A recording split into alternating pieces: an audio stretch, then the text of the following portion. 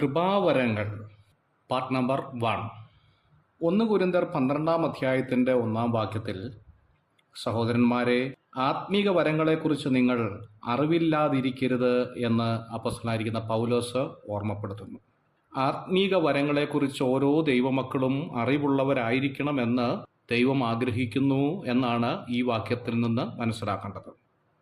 ഒരുത്തൻ പ്രസംഗിക്കുന്നു എങ്കിൽ ദൈവത്തിൻ്റെ അരുളപ്പാട് പ്രസ്താവിക്കുന്നു എന്നതുപോലെയും, ഒരുത്തൻ ശുശ്രൂഷിക്കുന്നു എങ്കിൽ ദൈവം നൽകുന്ന പ്രാപ്തിക്കൊത്തവണ്ണവും ആയിരിക്കട്ടെ എന്ന് 1 പത്രോസ് 4 അധ്യായത്തിൻ്റെ 11 വാക്യത്തിൽ കാണുന്നു. എന്താണ് കൃപാവരം എന്നുള്ളത്? ചുരുക്കത്തിൽ പറഞ്ഞാൽ, സഭയിൽ ശുശ്രൂഷിപ്പാൻ ഒരുവന് ദൈവം തരുന്ന പ്രാപ്തിക്കാണ് കൃപാവരം എന്നതുകൊണ്ട് അർത്ഥമാക്കുന്നത്. കൃപാവരം എങ്ങനെ ആയിരിക്കണം എന്നുള്ളത് റോമാലേഖനം 12 അധ്യായത്തിൻ്റെ 1 വാക്യത്തിൽ കാണുന്നു. ഭാവിക്കേണ്ടതിനു മീതെ ഭാവിച്ചുയരാതെ ദൈവം അവനവനെ വിശ്വാസത്തിൻ്റെ അളവ് പങ്കിട്ടതുപോലെ ആയിരിക്കണം എന്ന് ഓർമ്മപ്പെടുത്തുന്നു. ഇതിൻ്റെ അർത്ഥം കുറയാനും പാടില്ല, കൂടാനും പാടില്ല എന്നുള്ളതാണ്. കൃപാവരം എന്ന വാക്കിൻ്റെ അർത്ഥം മൂലഭാഷയിൽ കരിസ്മ എന്ന വാക്കാണ്. സാധാരണ ജന്മദിനങ്ങളിൽ കൊടുക്കുന്ന സമ്മാനത്തിന് ഇവർ കരിസ്മ എന്ന വാക്കായിരുന്നു ഉപയോഗിച്ചിരുന്നത്. ഇതിൽ നിന്ന് നമുക്ക് മനസ്സിലാക്കേണ്ടത്, ഒരു വ്യക്തി വീണ്ടും ജനനം പ്രാപിക്കുമ്പോൾ അവന് ദൈവം കൊടുക്കുന്ന സമ്മാനത്തെയാണ് കൃപാവരം എന്നതുകൊണ്ട് ഉദ്ദേശിക്കുന്നത്. കൃപാവരം എന്ന വിഷയത്തിലേക്ക് ആഴമായി ചിന്തിക്കുന്നതിന് മുമ്പേ ദൈവമക്കൾ അറിഞ്ഞിരിക്കേണ്ടതായ പ്രധാനപ്പെട്ട ചില കാര്യം എന്തല്ല കൃപാവരം എന്നതാണ്. ഒന്നാമത് നാം മനസ്സിലാക്കേണ്ടത്, കൃപാവരം ഒരു സിദ്ധിയല്ല എന്ന കാര്യം നാം തിരിച്ചറിയണം. കൺകെട്ട്, മായാജാലം പോലെയുള്ള ഒരു സിദ്ധിയെയല്ല ഇവിടെ തിരുവെഴുത്ത് കൃപാവരം എന്നതുകൊണ്ട് ഉദ്ദേശിക്കുന്നത്. താലന്തുകളെയുമല്ല കൃപാവരം എന്നതുകൊണ്ട് ഉദ്ദേശിക്കുന്നത്. താലന്ത് എന്ന് പറഞ്ഞാൽ ഒരു വ്യക്തിക്ക് ജന്മനാ ലഭിക്കുന്ന കഴിവാണ്.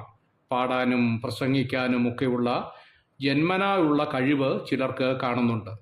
ഇതിനെയല്ല കൃപാവരം എന്നതുകൊണ്ട് തിരുവെഴുത്ത് ഉദ്ദേശിക്കുന്നത്.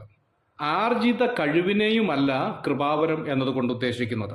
എന്ന് പറഞ്ഞാൽ, നാളുകളായി പരിശീലനം നേടിയെടുക്കുന്ന കഴിവ്, ഡ്രൈവിങ്, അതുപോലെ സംഗീത ഉപകരണങ്ങൾ ഉപയോഗിക്കാനുള്ള കഴിവ്, ഇതൊക്കെ ആർജിത കഴിവിൽപ്പെട്ട കാര്യങ്ങളാണ്. ഒരു ആർജിത കഴിവിൻ്റെ ഗണത്തിൽപ്പെട്ടതല്ല കൃപാവരങ്ങൾ.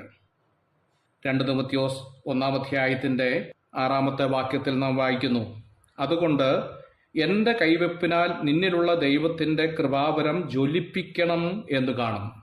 ജ്വലിപ്പിക്കുക എന്നതിന് തമിഴിൽ കൊടുത്തിരിക്കുന്നത് ഊതിക്കത്തിക്കുക എന്നാണ്. ചെറിയ ഒരു ഭാഗം ദൈവം തരുന്നു രക്ഷിക്കപ്പെടുന്ന സമയത്ത്. പിന്നീടുള്ള നാളുകളിൽ നാം ഓരോരുത്തരും ആ കഴിവ് തിരിച്ചറിഞ്ഞ് അതിനെ ഊതിക്കത്തിക്കണം എന്ന ആശയമാണ് ഈ വാക്യത്തിൽ നിന്ന് നമുക്ക് മനസ്സിലാക്കേണ്ടത്. ഞാനും നിങ്ങളും ചായ കുടിക്കാറുണ്ട്. ആ ചായയിൽ പഞ്ചസാര ചിലർ ഉപയോഗിക്കാറുണ്ട്. നമുക്കറിയാം, ചായയിൽ പഞ്ചസാര ഇട്ടതുകൊണ്ട് ആ ചായയ്ക്ക് മധുരമുണ്ടാകണമെന്നില്ല. നാം കുടിക്കുന്ന ചായയ്ക്ക് മധുരമുണ്ടാകണമെങ്കിൽ ആ ഗ്ലാസ്സിലിട്ട പഞ്ചസാര സ്പൂൺ ഉപയോഗിച്ച് ശരിക്ക് ലയിപ്പിക്കുമ്പോഴാണ് പഞ്ചസാര ചായയിൽ കലർന്ന് മധുരമുള്ളതായിത്തീരുന്നത്.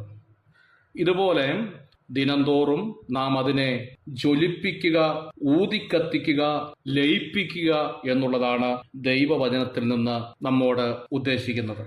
ഇങ്ങനെ ഊതിക്കത്തിക്കാതെ, ലയിപ്പിക്കാതെ അഥവാ പ്രയോജനപ്പെടുത്താതിരുന്നാൽ അത് മണ്ണിൽ കുഴിച്ചിട്ട താലന്ത് പോലെ ആയിരിക്കും എന്നുള്ള കാര്യം ഞാനും നിങ്ങളും ഓർത്തിരിക്കണം. കൃപാവരങ്ങളിൽ വ്യത്യാസമുള്ളവർ ധാരാളം കാണും. എന്നാൽ ദൈവമാണ് അത് ഓരോരുത്തർക്കും വേണ്ടതുപോലെ പങ്കിട്ടു കൊടുക്കുന്നത്. ഞാനും നിങ്ങളും പല വോൾട്ടേജിലുള്ള ബൾബ് കണ്ടിട്ടുണ്ട്. 50 വോൾട്ടേജിൻ്റെ, 100 വോൾട്ടേജിൻ്റെ, 1000 വോൾട്ടേജിൻ്റെ, അങ്ങനെ വ്യത്യസ്തമായ വോൾട്ടേജിലുള്ള ബൾബ് കണ്ടിട്ടുണ്ട്. 50 വോൾട്ടേജിൻ്റെ ബൾബും 100 വോൾട്ടേജിൻ്റെ ബൾബിൻ്റെ വെളിച്ചവും തമ്മിൽ വലിയ വ്യത്യാസം നമുക്ക് കാണാൻ സാധിക്കും. അങ്ങനെ 100 വോൾട്ടേജുള്ള ഒരു ബൾബ് 50 വോൾട്ടേജുള്ള ബൾബിനോട് പറയുകയാണ്, എൻ്റെ മുമ്പിൽ നീ ഏതുമില്ല, ഞാൻ എന്തുമാത്രം വെളിച്ചമാണ് നൽകുന്നത്, നിനക്ക് ചെറിയ വെളിച്ചം മാത്രമേ ഉള്ളൂ എന്ന് പറഞ്ഞാൽ 50 വോൾട്ടേജിൻ്റെ ബൾബ് ഒരുപക്ഷെ അല്പം മുഖം കുനിക്കാൻ സാധ്യതയുണ്ട്. എന്നാൽ ഒരു കാര്യം ഞാനും നിങ്ങളും ഓർത്തിരിക്കേണ്ടത്, 50 വോൾട്ടേജിന്റെ ബൾബും 100 വോൾട്ടേജിന്റെ ബൾബും പകൽ 12 മണി നേരത്ത് കത്തിച്ചാൽ രണ്ടും ഒരുപോലെ തന്നെ ആയിരിക്കും. കാരണം നീതി സൂര്യന്റെ വെളിച്ചത്തിൽ അവ രണ്ടും തുല്യമായിരിക്കും. ഇതുപോലെ കൃപാവരങ്ങൾ സഭയിൽ വ്യത്യസ്തമായിരിക്കും. ചിലർക്ക് കൂടുതലും ചിലർക്ക് കുറവും, ചിലർ ശ്രദ്ധയാഗ്രഹിക്കുന്നതും ചിലർ ശ്രദ്ധിക്കപ്പെടാത്ത ശുശ്രൂഷകളുമായിരിക്കാം. എന്നാൽ ദൈവത്തിന്റെ സന്നിധിയിൽ ഇവരെല്ലാം ഒരുപോലെയാണ് എന്നുള്ള കാര്യം പ്രാരംഭമായി ഞാനും നിങ്ങളും ഓർത്തിരിക്കണം. God bless you.